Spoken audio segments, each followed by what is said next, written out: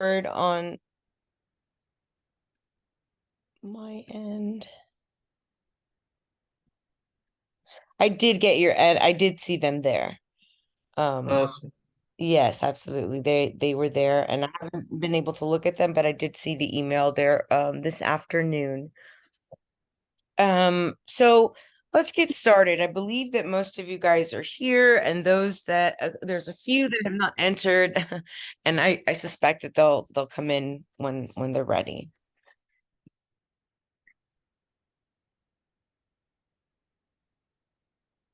Today, in particular, we are going to be again delving into competency two, which is such a huge part of the challenge with the PPR exam and sort of the challenge with teaching. Competency two is in domain one, which we know is the most tested area, the most tested domain.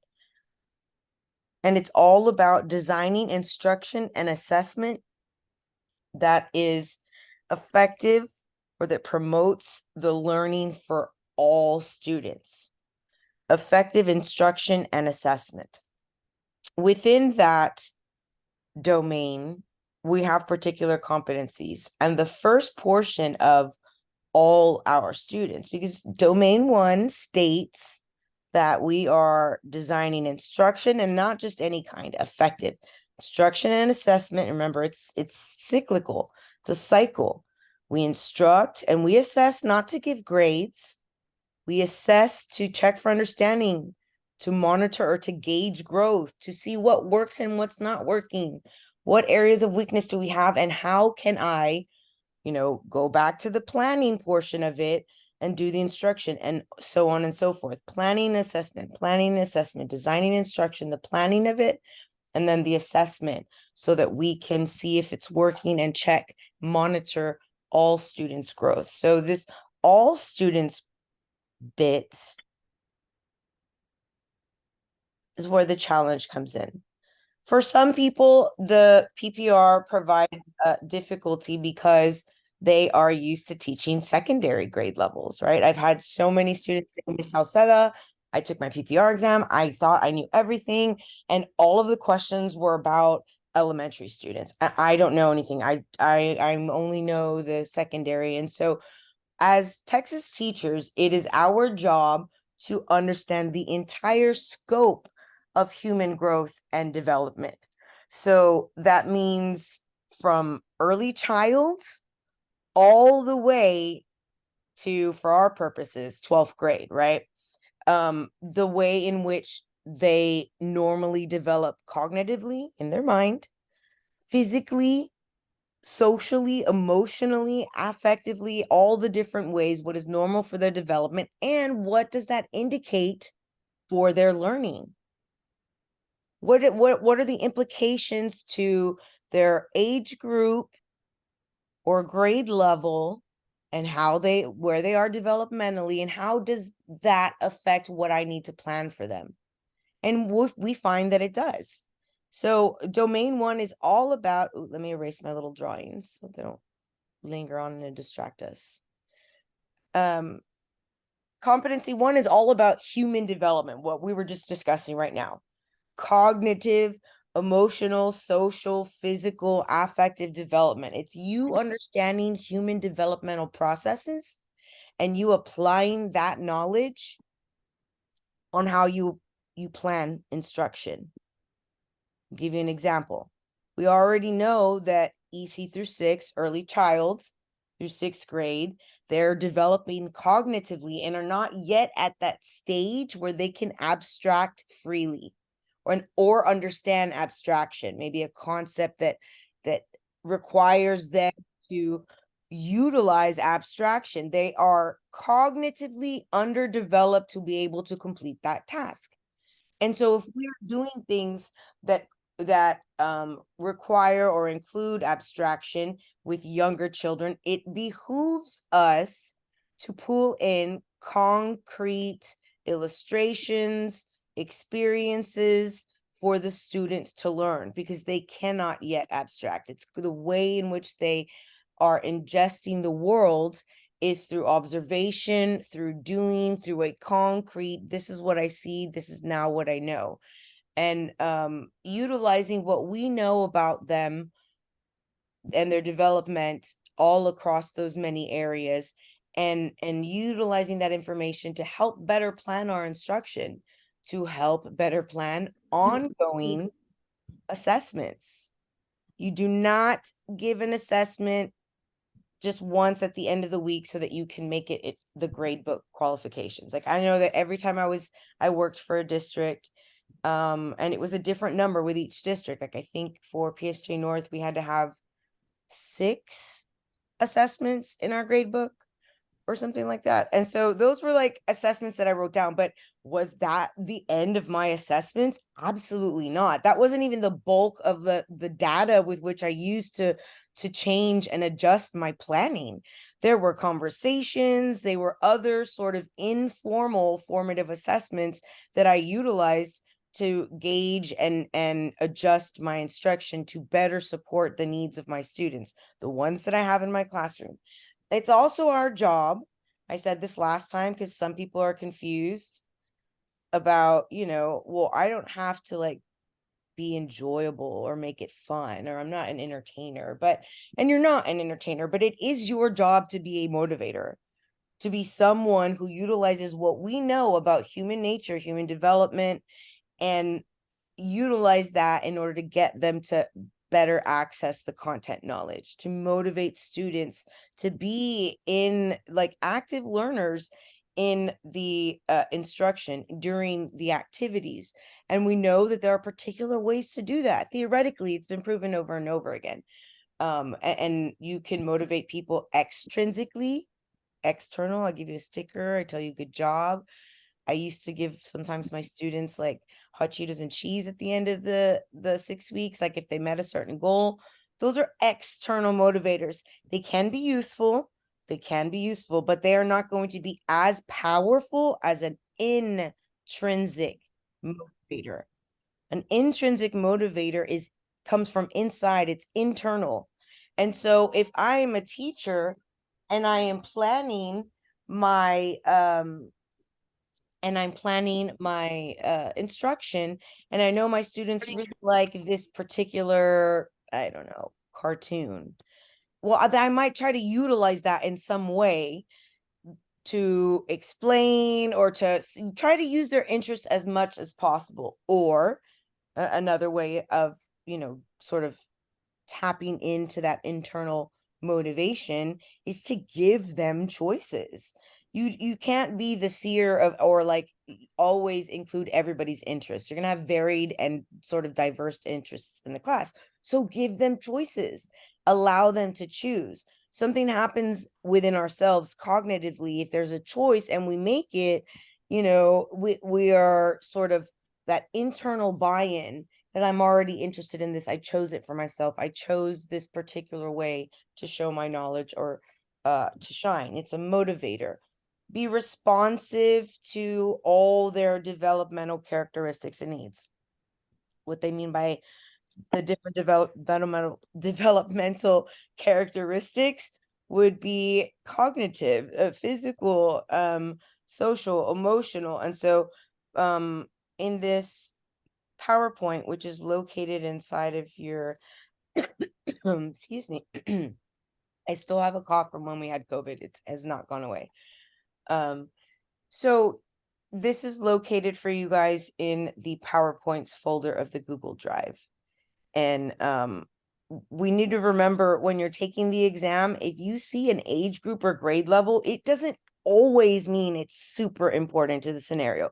But I'm going to say like 90% of the time, they're trying to tell you something.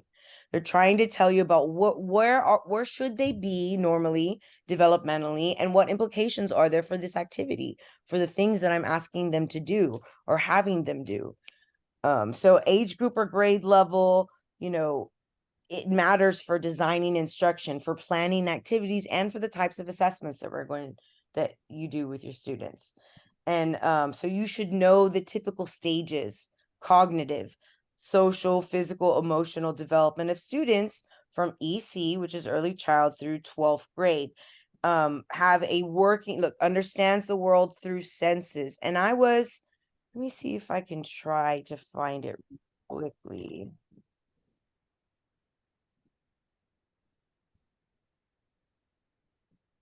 Let me see if it'll let me in without like having a sign in.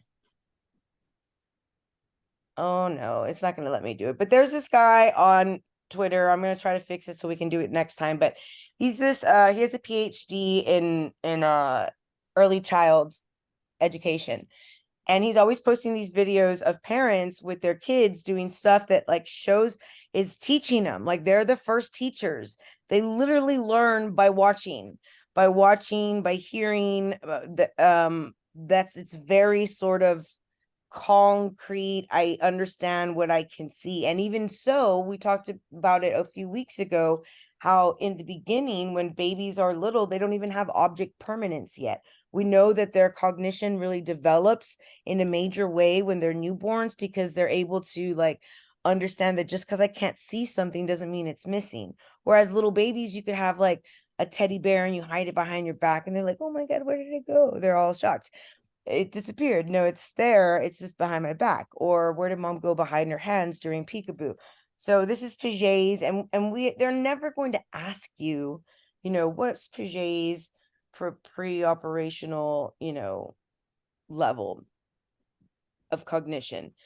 They're not going to ask you that. They're going to say, Miss Sauceda's third grade class, and you should know where they should be in third grade. So in third grade, they're about 9 years old. They're going to be in concrete operational, which means they're starting to understand the world through logical thinking and categories, which means that we have to provide them with opportunities to practice those things, understanding, categorizing, organizing, and trying to use logical reasoning to enhance their cognition. Erickson's stages of psychosocial development, how we develop and how we sort of interact with others. This is still in Competency 1. Analyze ways in which developmental characteristics of students in early childhood through grade 12 impact learning and performance. Oh my gosh. What happened? You haven't seen the dogs, Matthew? Okay, can we mute ourselves? Anybody? Thanks, guys. So, what impact does it have on their learning and their performance? For instance, early child, super low attention spans. We already know this. Cognitively, you're not going to sit there for a 45-minute period and go on this big lecture rant. That's not going to work for kindergartners or first graders or second graders. It's really not going to work for almost anyone. We really have to break it down, give movement, kinesthetic. And if you are going to have a break up in the lesson and have different activities, those transitions require routines and procedures in order to help get the students to do it in a orderly fashion and not chaotic, because early child even to, I would say, all the way to 12th grade, they need structure the whole way through. They need practice being the bosses of their own time management. They need practice setting goals. They need practice. And so we're going to be moving on to that, different things that can affect students, development,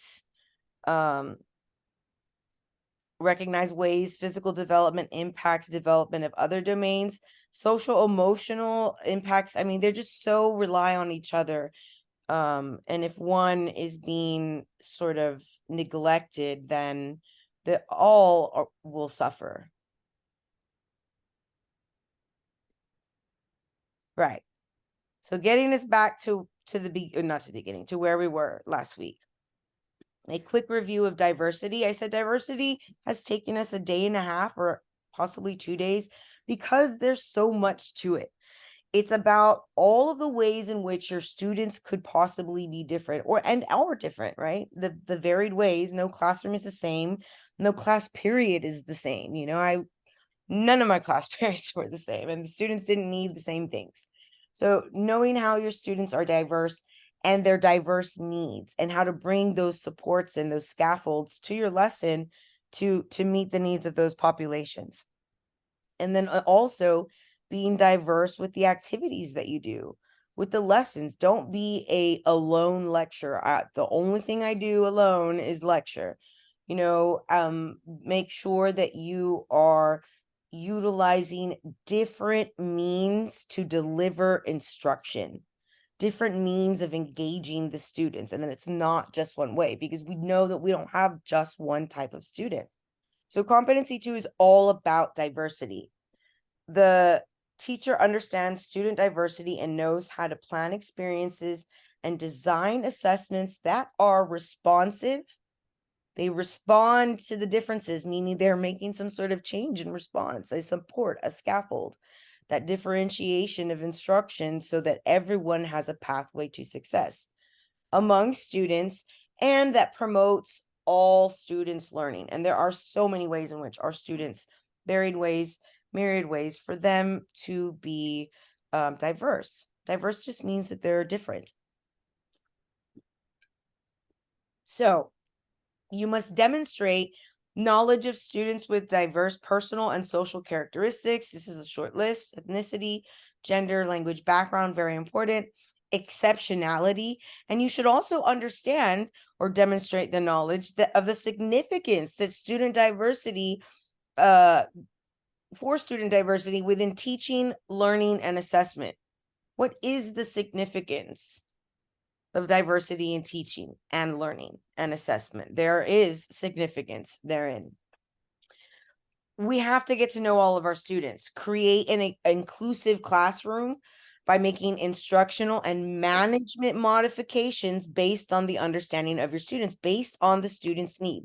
So for the purposes of the exam, if they say Miss Sauceda's 7th grade class, is a mixture of pre-AP students, English language learners, and a few special ed. So that is a diverse population. Or they can just tell you, we have a diverse population, and you already know what things that you can do to make sure you are being supportive of diverse learners.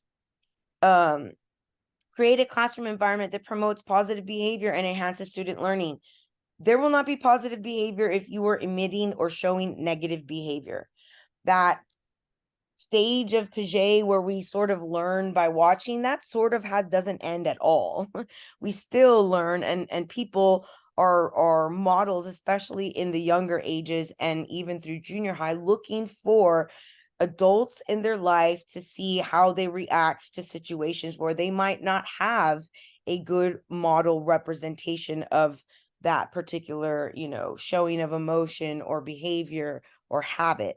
So we have to always promote this positive environment, positive behavior, by our own behavior being that, and demanding that of our students.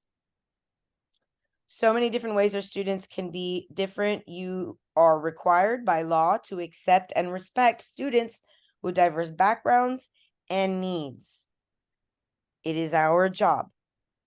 Developmental age, we talked about that and how that might be different cognitively, socially, emotionally, physically. Their cognitive area, physical, this is sort of talking about the different ways developmentally they can be different. Learning styles. Are they auditory learners, visual or tactile, kinesthetic? You're going to have all those 3 kinds in your classroom.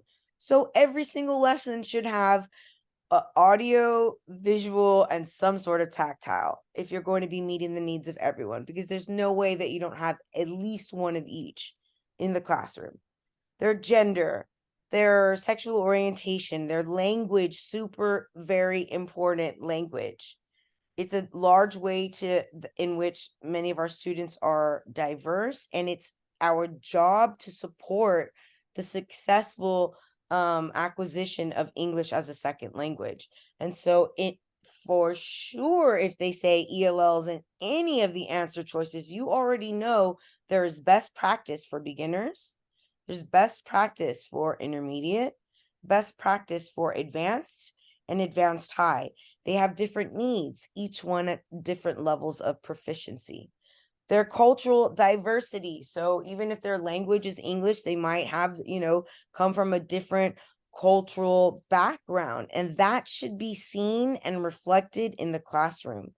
No child should walk into a classroom or get through their learning, experience the whole year without feeling like they saw a part of themselves reflected in the classroom.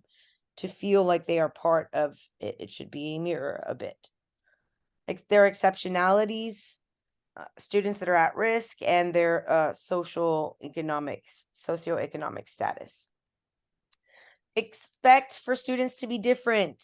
There's so many different types of intelligences, and it's one of the reasons why I have always, since I started teaching and administering the TOS test in 2003, loathed, not loved. I just really dislike the assessments that we use. Standardized assessments, they do not measure brilliance. They do not measure other intelligences. They measure the same, and they're made by the same publisher that makes the PPR exam. It's just like one type, critical reading, like meant to be tricky. And it doesn't measure, and it doesn't accurately reflect what kind of intelligence we have and skill in the classroom. So expect for everyone to be different and look for potential in everyone. Focus on their strengths. We do not come at students from a weaknesses perspective. We're going to come to them with a strengths. What are your strengths, and how can I utilize them as a scaffold to support your weaker skills? So different developmental ages, Piaget, Erickson, Colbert, and different perspectives, of language, memory, physical, and emotional development. Maslow being one. And even though Maslow's hierarchy of needs doesn't speak to diversity in and of itself, a student on any one of those levels, lacking any one of those things, whether it be safety, food, shelter, is at a different diverse category and needs different things. So knowing your students, get to know your students, make them feel like they're important, and they should be. If the students feel that they are important to you, there is nothing that they won't do to achieve what expectations you set for them, which should always be high. We do not lower our expectations for anyone, for any reason. Not special ed, not ELL. The expectation is still the same. We will bring in scaffolds, supports, give you like a piggyback ride over the line, but we're not going to change the goal is the same, and they can and do achieve it. So struggling learners, sometimes for whatever reason, many of our categories will experience struggle. I will experience struggle, and I happen to fancy myself a nerd.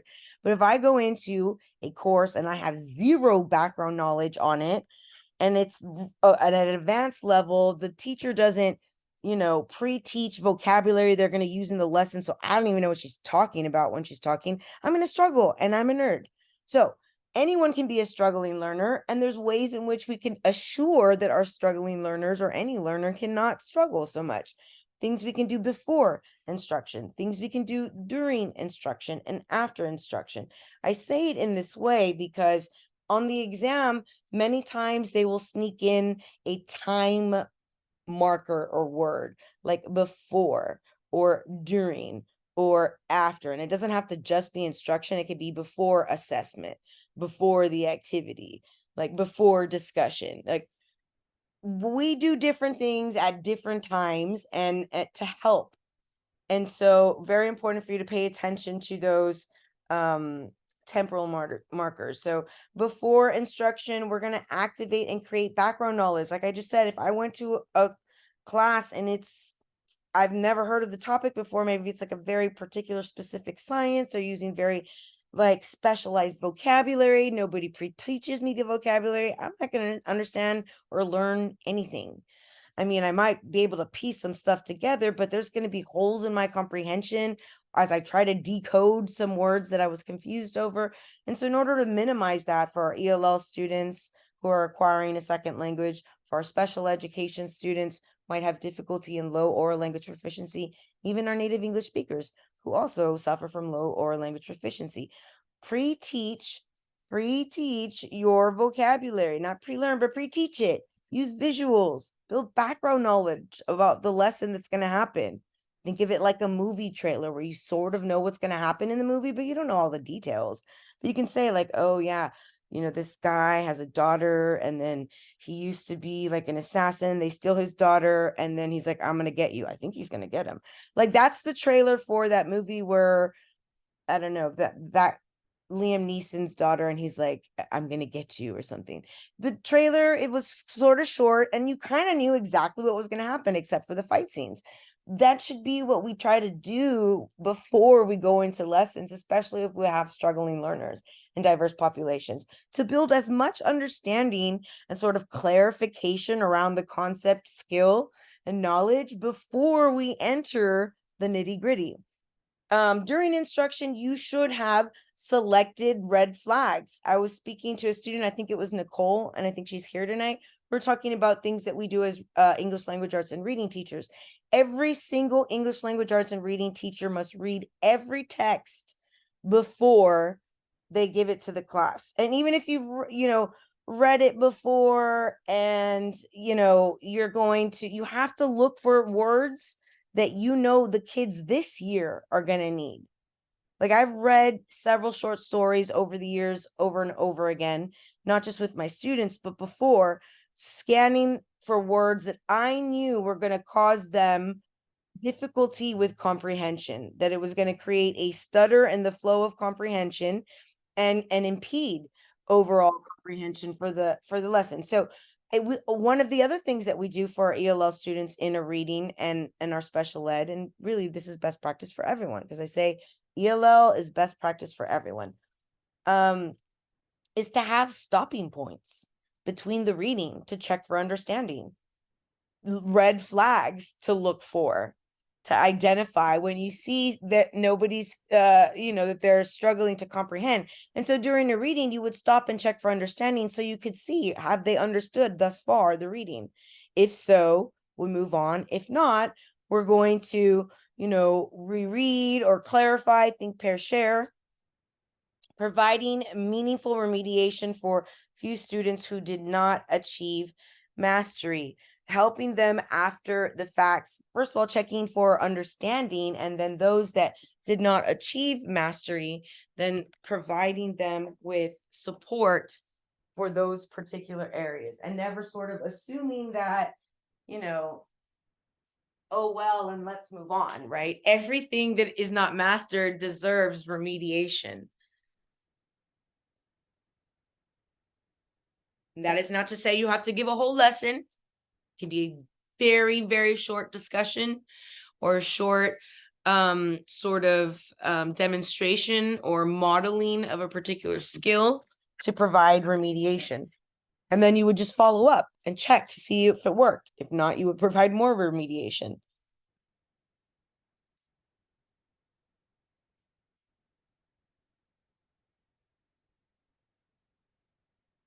Frequently vary your instructional technique. You develop lessons around students' interests, needs, and experience whenever possible, especially their experience. Remember, they should see themselves reflected in the classroom. It's supposed to be this beautiful, joyous thing, kindergarten through 12th grade, where they're gathering, information about all these different subjects about themselves, and it's supportive and happy. And so in order for that to happen, they have to feel seen, heard, and reflected. Providing an encouraging, supportive environment. Please remember that in many of your students' lives that you'll come into contact with, you might be the only one that says, good job, or like, I saw you worked really hard at that, you struggled a little bit, you didn't give up. You might be the only person that does that. Find ways to be encouraging and supportive, especially to your most challenging students. You have a student on a behavioral intervention plan and they are a handful, that student needs the most support of all your students.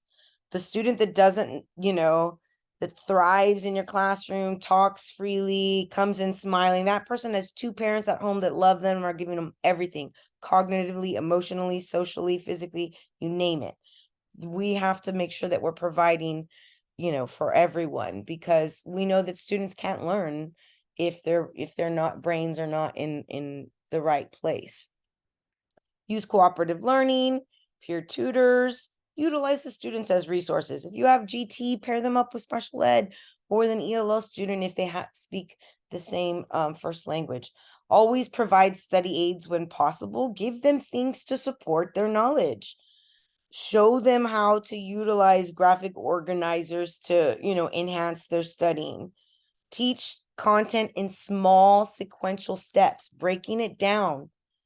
Breaking things down into smaller parts makes it easier for you to achieve. And so for our special ed, our ELL students who don't understand the language, and even our native English speakers who just need a little extra help, breaking the content, teaching it down into smaller chunks, breaking down activities into smaller steps, into multiple steps, help student achievement. Individualize materials when necessary. If that's what it takes, then that's what you do. Use audio, visual, and tactile. They didn't say that there, but it should be there. Use audio, visual, and tactile, activities. Take steps to develop student self-concept. So you definitely want to help them. We're not just developing their knowledge in a content area. Not just their knowledge in the content area, but we're also developing the whole child, right? How they see themselves, and they're all amazingly brilliant. Every single one of them. I don't care if they're ELL. In fact, my ELLs were the best writers that I ever had. Advanced high ELLs in my AP classes. Man, they just wrote like graduate students. I said that last time, but it's worth repeating because it's true. It's like something, once it's unlocked, it's wow. In any event, they're all capable of amazing things. And as that other slide said, they are, have multiple varied intelligences, and we don't measure for all of those, which is upsetting. But what we can do as teachers is plan, and provide opportunities for the students to engage in activities that allows them to showcase those intelligences and utilize them to demonstrate their knowledge of the concepts, and also to utilize those intelligences with different types of assessments. A student will do better on an assessment if they're given a choice. Like, I have 3 different choices. I'm going to choose the one I know I'm going to do the best in. I'm going to shine at this one. Again, giving them that agency, that internal motivator to do well because I chose this for myself. Okay, GT students, which are under our special ed umbrella, if left unchallenged, and by unchallenged, I mean if you've ever had GT students, they get the instruction really quickly, they finish the activities really quickly, and then it's like, what now? And the what now portion of it very much causes a lot of them, after years of experiencing what now, by the time they get to high school, GT students are some of the largest, is such one of the largest population of students that drop out or get their GED. They're just so bored with school. Like, it's like, what does this mean for me anymore? It doesn't make, so we have to make sure that we like connect what they're learning with the real world, with their life, find ways for them to still get challenged with the content and go deeper. For instance, pairing them with someone who is going to struggle, utilizing that student. So once they're done, it's not really done for them. They're going to help sort of orally express or explain, which is also practicing their oral language proficiency and still doing schoolwork. And we all know that if you can teach someone or explain something to someone, it's yours. That's internalized knowledge. It solidifies that knowledge, that neurological pathway, so that it's, there forever and retrievable. So it's win-win. GTs don't get bored and are challenged or remain challenged and have purpose. So other ways we can, engage our GT students, hands-on things, like, again, involving them by partnering them with a struggling student is going to be hands-on. Cross-curricular, creative, project-based, anything that is real world application. Okay.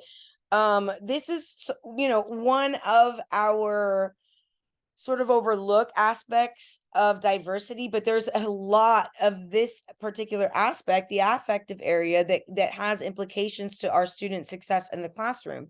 So the affective area focus on feelings and attitude about yourself, about, your skills. And many people consider these affective skills or social emotional skills as like soft skills, that they take the back seat to cognitive skills or academic learning, but they are as important, if not more important.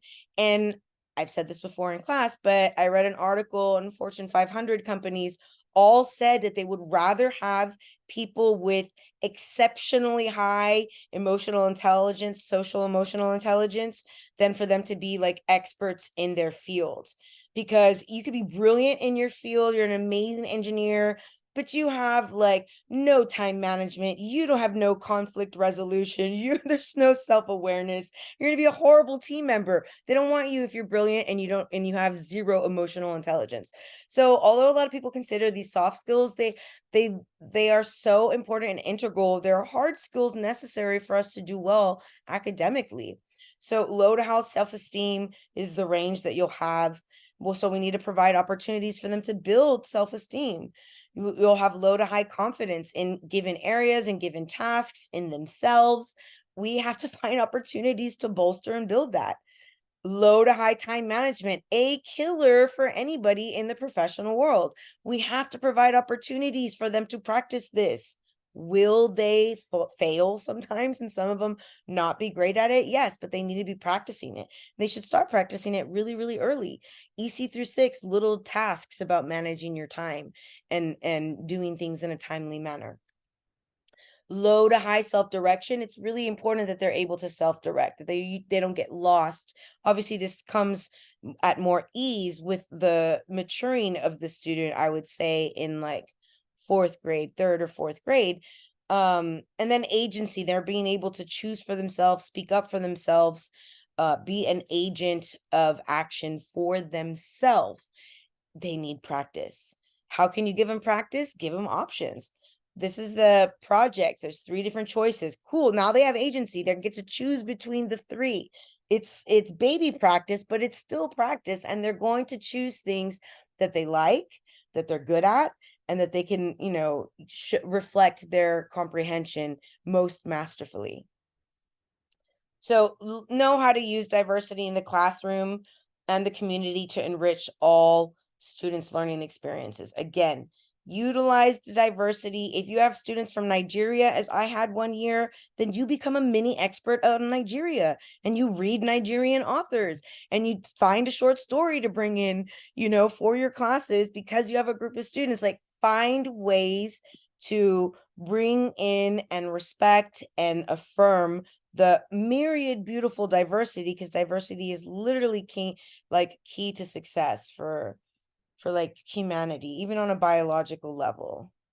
Okay, knowing strategies for enhancing your own understanding of students and background. Like I said, you might have to do research, right? You might have to do questionnaires, be a more responsive instructor, and have conversations with parents and students to gather that knowledge, varied backgrounds, skills, interests, learning needs, including the needs of ELL learners and students with disabilities. So you have to plan and adapt lessons to address these varied backgrounds. And it's like a super tall ask.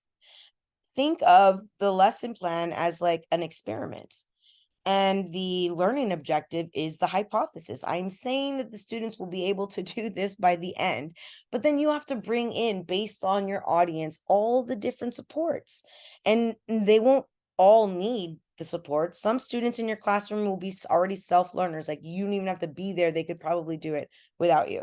Like maybe 3 in every class will be that. And then there are others that really need supports. And you have to plan for everyone, not just the ones that are going to gain access to the content easiest. And unfortunately, that's what teachers often, start doing when they get too comfortable. Understand cultural and socioeconomic differences and the difference, and that includes different access to technology, and how that what implications arise as a result of it, and being responsive to that, planning things that all your students can participate in. If they don't have it at home, then you sure are going to find a way to provide it on the campus. And for the purposes of this theoretical exam, that's exactly what you would do. Understand the instructional significance of varied student learning needs and preferences. If a student has a learning preference and they ask you, they make a request and they say, Miss Sauceda, I really like to sit in the front of the class. Like, I know we're in assigned seats and you have me next to Angelica, but I need to sit in the front. It's like, and you say, no, this is my too bad, so sad, that I just can't fathom why you would do that. A student who is voicing their learning needs, it first and foremost, it rarely happens because students sometimes don't feel bold enough or have the agency with which to vocalize their needs. But if they are cognizant enough to vocalize a learning need and it has to do with preferential treating, you better move them to where they need. It doesn't have to be in an IEP. If they make that request to you, please oblige. Learning needs. If you have visual, audio, tactile, please make sure you are varying your instruction to be accommodating to those students, because you will lose them if not including in some way the way in which they learn. Knowing the ELPS, and we went over them for listening and speaking, which is what we begin first with when we're learning language, right? First listen. So do babies. They're listening and they're watching the way your mouth moves and sort of mimicking. That was on the Twitter. There was a really cute one of a little baby just sort of mimicking the sounds his dad was making. It was the beginning of like phonemes for the babe, even though he didn't know it. But listening and speaking comes first, and there's particular ways in which we build those skills in our beginners, in our intermediates, our advanced, and our advanced high. Same goes for reading and writing, those areas of English language proficiency that we look at. And we have, different descriptors for beginners, intermediate, advanced, and advanced high, and different ways to support them through each of those. Now, I know we got through quite a lot of questions last time.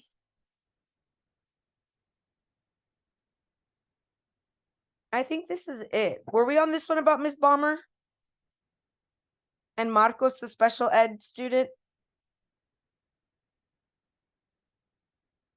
Those of you that were here last week.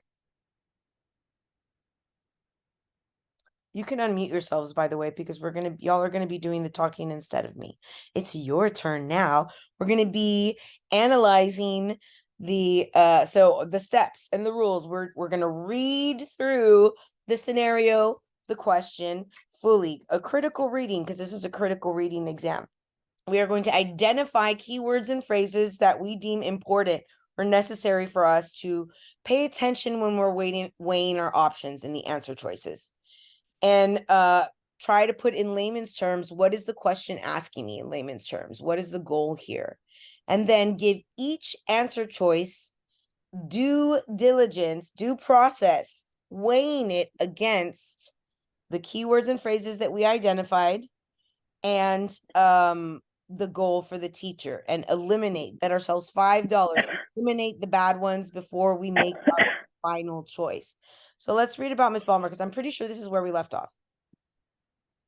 Miss Balmer suspects Marcos is overwhelmed with the group work. Oh, let me just go back really quickly and show y'all. Oh, oops. Because we did the one that came before this last time, but it's important. So it sort of connects, but not really. Miss Balmer often assigns cooperative group projects to support lesson objectives. With Marcos, a special education student, she is maintaining a direct and consistent behavior plan. But during a recent group project for math, she notices an increasing frequency in Marcos's outbursts. Which of the following steps should Miss Balmer take first to deal with Marcos's outbursts? So we did this question already, guys, right? I know we did, because y'all chose the wrong. Okay. Okay, so one of the things was like, what do we do first? Whenever they give you a time marker, first, second, third, last, before, during, after, it's important because maybe they gave you more than one thing that you might do, but just not the first thing you would do. So pay attention to keywords and phrases. We know that they're on a behavior intervention plan, the BIP and special ed, diverse population, having meltdowns or outbursts with more frequency. That correct answer was to be first share her concerns with Marcos and work with him to help decide on possible solutions. And then next would be to either do a functional behavioral assessment. We wouldn't rely on the parents.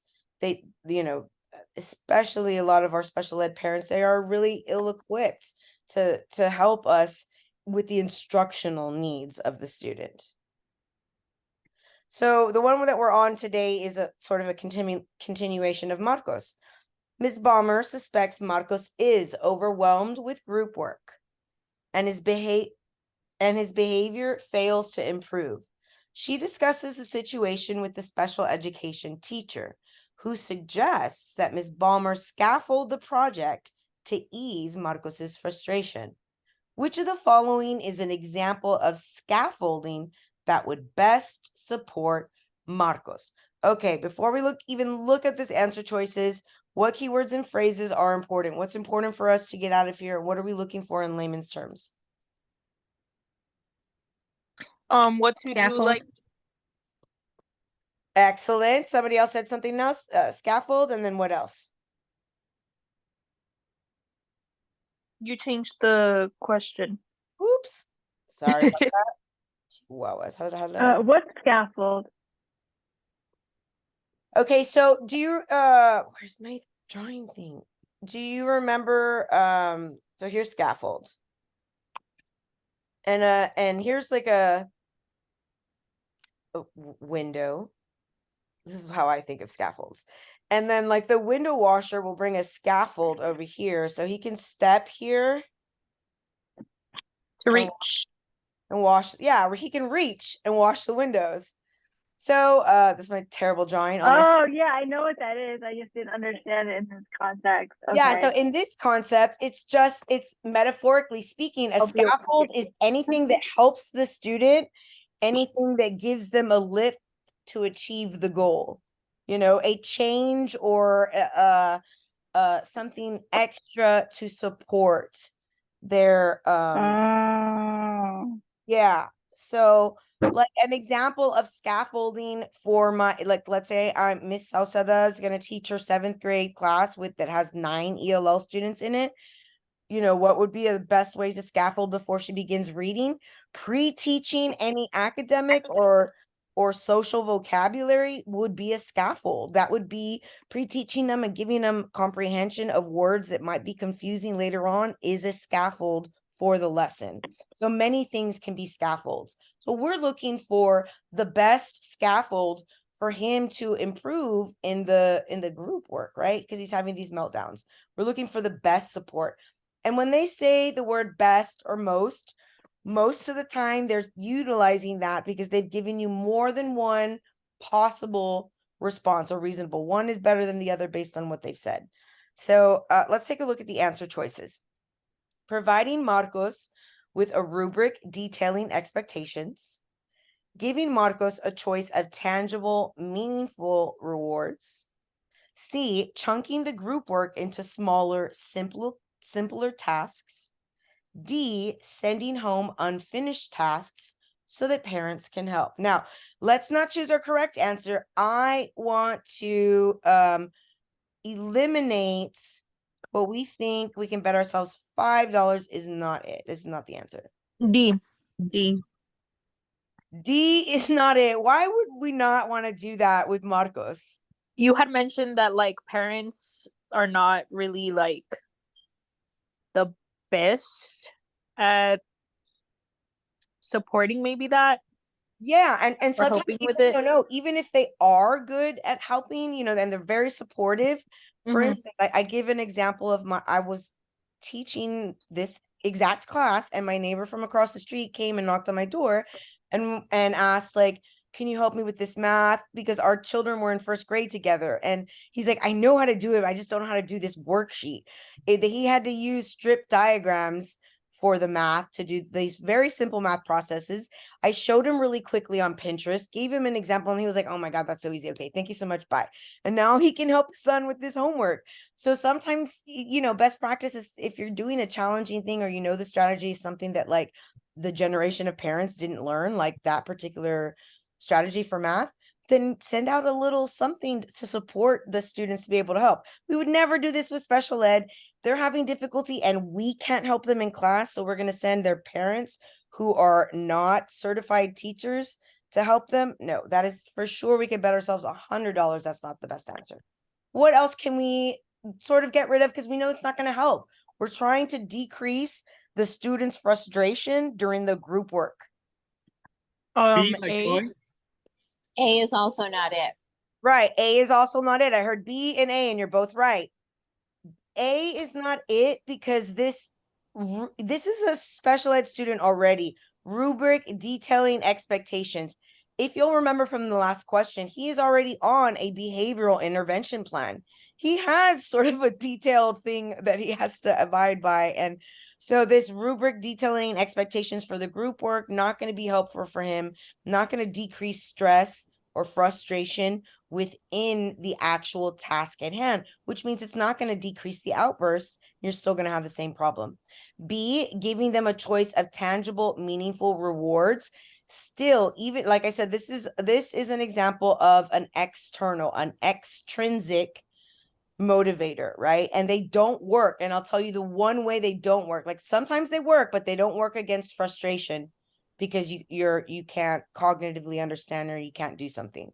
The meaningful reward or tasks will not diminish the outbursts, and they really won't help the student be able to do the group work better. The only answer choice that provides a scaffold in the actual task at hand to help them do it better is C, by chunking it down into smaller sections, smaller chunks, so he doesn't get overwhelmed and frustrated, and he'll be able to accomplish it for sure, just breaking it down into smaller chunks, and it'll be 3 chunks instead of 1 huge chunk. Do we understand this one? Yes. Yeah. Yes. Yeah.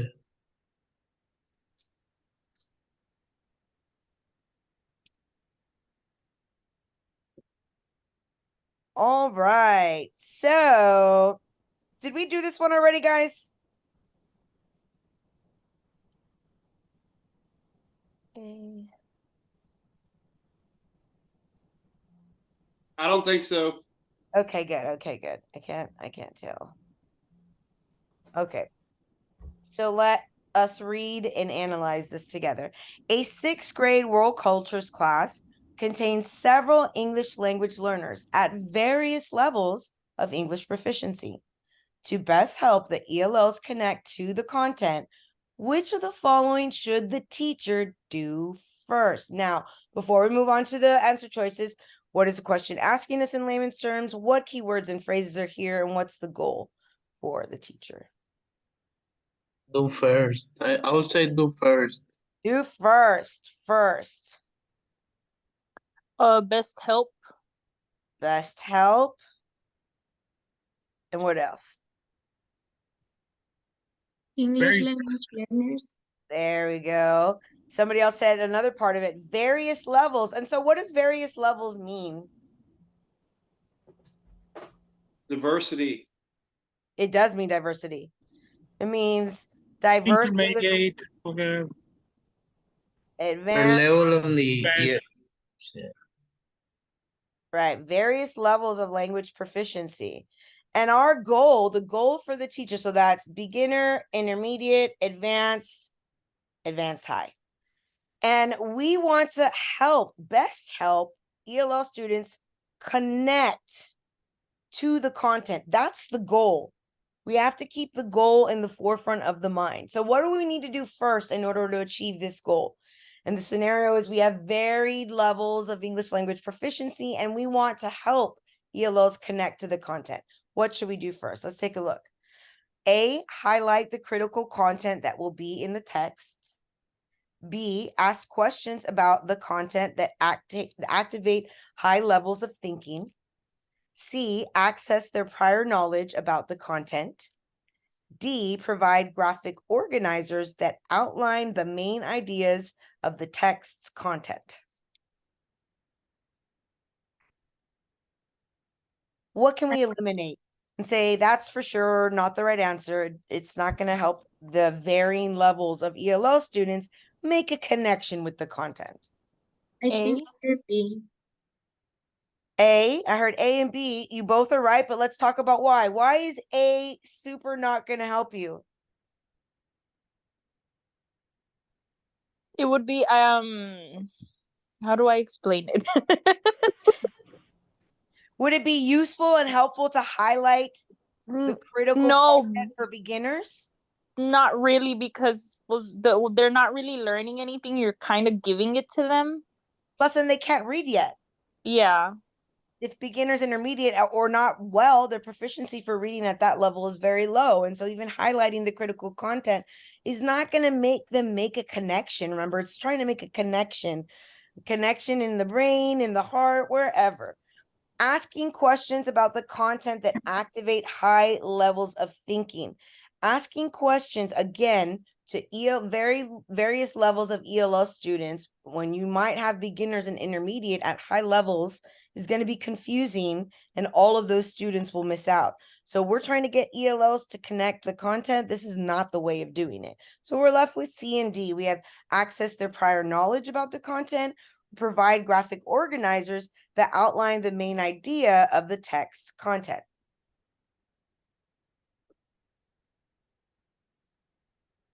Remember, we want to connect with the content, which one of these does a better job of having them I think connect? Letter C. maybe C is the C. answer. C, yeah. So D doesn't really provide a connection to the content. What it does is organize the content for the students, which is also something we do, and very often give them graphic organizers to help them, organize the information that they're getting. This is not going to help them, excuse me, make a connection to the content. Accessing their prior knowledge, what they know about it already, what they like, little aspects of it that they know about it, will help them make a connection to that new content before they begin. Does everyone see why that is the correct answer? Yeah. Yes. Mm-hmm. Yes. All right. So a second grade class includes students from a variety of cultural and linguistic backgrounds. As a teacher develops and implements classroom learning centers, it would be most appropriate to apply which of the following principles related to student diversity? Woo, they use diversity just straight out. So we have varied cultural linguistic backgrounds, second grade class. What else? What else should we highlight? What's important for us? Diversity. Most appropriate. Yeah, when they say most appropriate, we know that they might have given us more than one. We have varied cultural and linguistic Various- backgrounds. Second grade. What else? I think that's pretty much it. So the goal here is we want to know the best way, the most appropriate way to acknowledge the diversity in the classroom in the students' learning centers, right? That's the goal.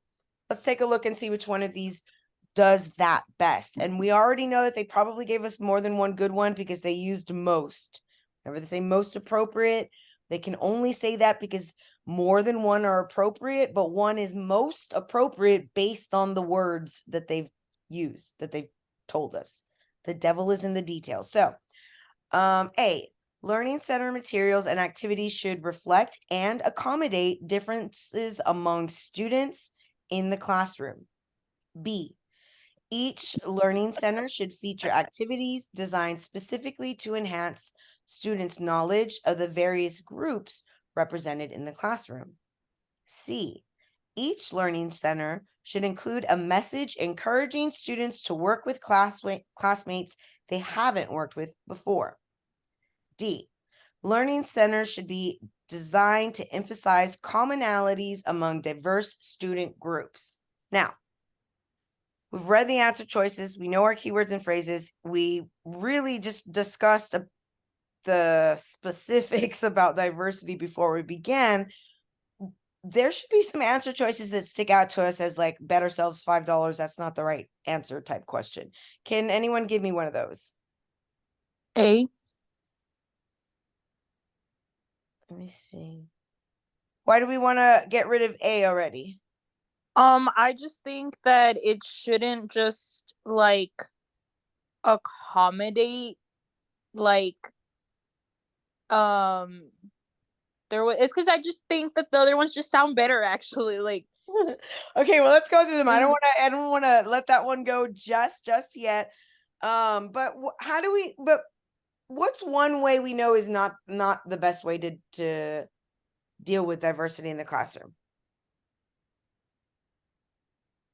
just like making like bringing out like the differences and stuff, wouldn't it? Like pinpointing like that this not like that, yeah, like this person's different or that they enjoy other things.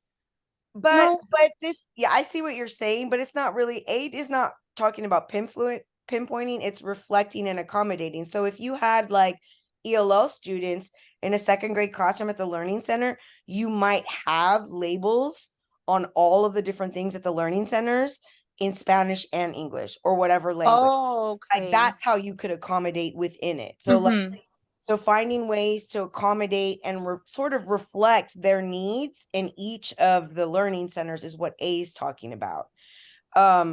D is talking about ignoring that there's any difference and just focusing on what they have in common in the learning centers. Is that a good way to support diversity? No, that's not a good way. The bottom one. Yeah, D's for sure not it. Diversity matters and different students need different things. So we need to be mindful. It's not necessarily sort of like pointing it out and being like, hey, you're different, but knowing that there is difference and then providing different supports and, you know, providing different activities, different things that would enhance their learning experience based on who they are, based on that diversity. So D's out. What else? Do we think C's kind of preposterous. Just leaving for second graders a message saying to like, that really doesn't do anything to help the students feel seen or supported in the class. So I'll give you like an example. Let's say you're in a classroom and everybody like 20 kids are in the class, 18 of them are native English speakers, 2 people are ELL. I'm one of them, and my teacher doesn't do any scaffolds for English language learning. No pre-teaching of academic vocabulary, none of that stuff. I'm going to feel like my learning experience doesn't reflect me and isn't even really for me because I don't get it. So when we talk about reflecting and making sure we accommodate diversity, it's really about making sure we've provided scaffolds and opportunities, pathways for the student to achieve success regardless of the diversity. So we're left with those two. We have learning centers that reflect and accommodate all the different types of students, or each learning center should feature activities designed specifically to enhance student knowledge of various groups represented in the classroom. I think it's letter B. You think it's letter B is right or wrong? Right. Okay, any other? Oops. No, I think the opposite. I think the correct one is A. Agree. Yes, I think so too, the A. Okay, so It's basically because they want the teacher wants to accommodate to integrate the ELLs, I would say. right. So you guys are actually right, and I'll tell you why. B is not the correct answer, and it's meant to be tricky because it's talking about design specifically enhancing student knowledge, which we're supposed to do.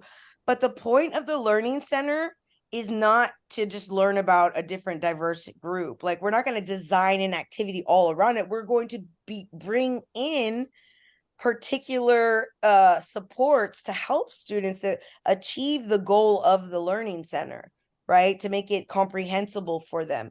But to design the Learning Center around like having girls or having Nigerians or having, I mean, that would be kind of weird. And that would be like pointing it out. And it's really not even the function of a learning center. The one learning center might be like silent reading, and another learning center might be like, I don't know, in second grade, they have silent reading. I think there's like an iPad station. There's other stuff, little learning centers that they have, and there's goals for them via the TEKS. And what we do with the diversity is not change the whole goal of the learning center, but adding to it so that it better reflects and accommodates the needs of the diverse students. So B is not the correct answer. We can bet ourselves $5. Does everyone understand why that one is not it? Why B is not it? Yeah. All right. Good deal. I know we're cutting close to time. Oh my goodness, we're over time, guys, and we still didn't even finish these. It's because there's a lot of competency 2 type questions, and it's one of the heavily questioned competencies. Okay, we'll do this last one, and then we'll pick it up again, I'm sure. Okay, so there's a few more for us to mess with. A middle school English language learner who is writing at the intermediate level of English language proficiency is most likely to demonstrate writing that includes. So what keywords and phrases? What have they told us so far? Intermediate level. Yes, that's the most important, right? Tells us where they are proficiency wise, what their proficiency is with English. And so we should know, and like I tasked you guys last time, I hope you did it. If you haven't already done so, do it before Saturday, because we are going to look at it in more depth on Saturday. That ELL, the ELPS instructional tool, because it just gives really great graphics and information so that you know like what's indicative of an intermediate student's writing, what's indicative of an intermediate student's speaking or listening or reading skills. Because they will ask you, you know, a couple of questions just on what they can do and what is characteristic of that level of proficiency. So right now, the level of proficiency we're dealing with is intermediate, and the section of language that we're talking about is actually writing. So it's listening, speaking, reading, and writing. We have list of memorized words, use of native language, repetition of ideas, and abstract content. Now, I want for you to, again, eliminate those that you can bet yourself $5. That's not the right answer. Let's hear which one you can say intermediate students are not going to be mostly demonstrating this type of writing. B. B. B is out. This is a beginner student, right? This is indicative of a beginner student utilizing that native language. And B, abstract content. Yeah, D. Thank you, D. This is our advanced high students. This is not going, no, not it either. And the A? Yeah, A is also not the correct answer. They're not going to write lists of memorized words. They do have, you know, basic handle, and as a result of it, there's going to be a lot of repetition. You're going to have very like simple sentences, repetition of ideas. They might not have a lot of adjectives with which to describe, so the same adjectives will be used over and over again. That repetition of ideas, they have some language with which to communicate, but it's going to not be very deep and wide. And so you're going to see repetition. You might see memorized stuff, but more than likely you're going to see original, simple, basic ideas, but repeated. So we're going to end there for today, guys. Let me go ahead and take a screenshot really quickly before we leave, because I think more of you came. And I just want to make sure that everybody gets credit. for attending. Whenever they are gonna, open your exam, they always look to see if you've attended class before making that decision. Thank you guys so very much for attending pedagogy class on a Wednesday evening. Y'all are the real MVPs. Teachers are like the most awesome, valuable profession on the planet, from which all other professions come from. So thank you so much for all that you do, and I will see you on Saturday. If you haven't already signed up through Calendly, please email me so that I can send you the link tomorrow for Saturday's class. We will finish up in earnest Competency 2, and then we will begin Competency 3, which is about instructional goals and objectives and all that goes into the planning from that aspect. Are there any questions before we go? I do. I'm sorry. At what time is the Saturday class? Yeah, Saturday class is from 11 to 12:30. But for Nicole, that's Nicole. I know we have 2 Nicoles in class today. Do we have 2 Nicoles? Yeah, we do. That will be at noon for you because you're in New York. So that's going to be Okay. 11 my time, 12 o'clock your time. Okay. Thank you. Bye, guys. Thank you. Thank Thank you. you. Thank you. Bye. Bye, Myra. I will let Bye, everybody. you know tomorrow about your Okay. 240 tutoring access. Okay, now I wanted to ask you really quick, ma'am. How can I find the Calendly link? Yes. Okay, well, let me put the Calendly link right now inside Yes, please. the chat box, and you guys can just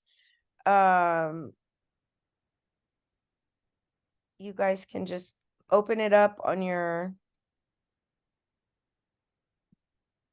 device on your computer right now. But I'm gonna Sorry, Stephanie, I have a question. sure.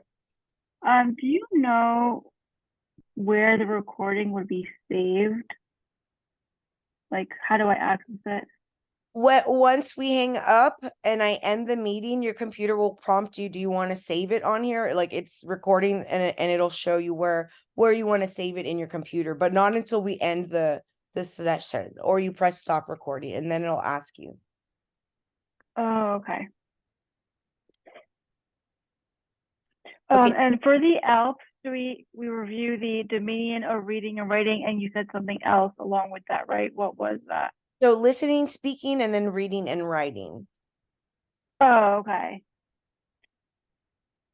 And the Calendly link is there for you guys in the chat box. Just click on it so you can open it in your browser and save that really quickly. It's just //calendly.com/Sauceda Sensei Learning. That's kind of difficult to remember, but just open it up and you guys will have it. And then if you need it, just send me like an email and I'll email it to you if you don't have it saved in your browser. Ms. Sauceda, And Yes. I have a question. So the options I see are the Saturday class, and then I see also the PPR tutoring. Which one should we choose?